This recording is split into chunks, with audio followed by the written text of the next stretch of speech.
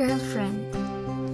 Hello sa girlfriend ko ang seryoso kahit na medyo mainitin ang ulo pero ito pa rin aking nare-respeto dahil mahal ko.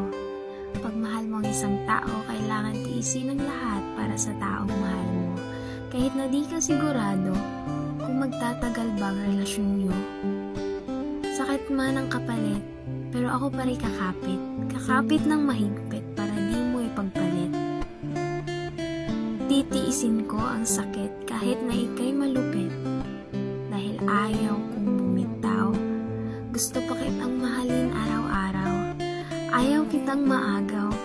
Baka ika'y masaktan at landas mo'y maligaw. Ika'y iingatan, hinding-hindi pakakawalan.